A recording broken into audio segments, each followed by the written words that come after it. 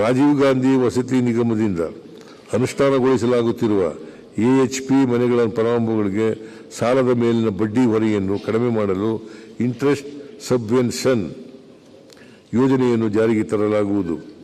ಕರ್ನಾಟಕ ಕೊಳಗೇರಿ ಅಭಿವೃದ್ಧಿ ಮಂಡಳಿಯ ವತಿಯಿಂದ ಪ್ರಧಾನಮಂತ್ರಿ ಆವಾಸ್ ಯೋಜನೆ ಅಡಿಯಲ್ಲಿ ಒಟ್ಟಾರೆ 1,80,253 ಮನೆಗಳನ್ನು ಗುರಿಯನ್ನು ಅನುಮೋದಿಸಲಾಗಿದೆ.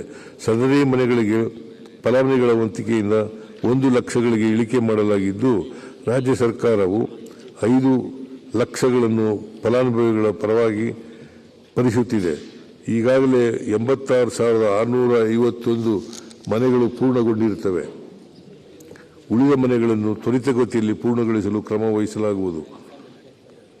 ಸರ್ಕಾರದ ಭೂಮಿಯನ್ನು ಬಳಸಿ ಖಾಸಗಿ ಸಹಭಾಗಿತ್ವದೊಂದಿಗೆ ವಸತಿ ಘಟಕಗಳನ್ನು ನಿರ್ಮಿಸಿ ಆರ್ಥಿಕವಾಗಿ ದುರ್ಬಲ ವರ್ಗದ ಜನರಿಗೆ ಹಂಚಿಕೆ ಮಾಡಲು ಯೋಜನೆಯನ್ನು ರೂಪಿಸಲಾಗುವುದು.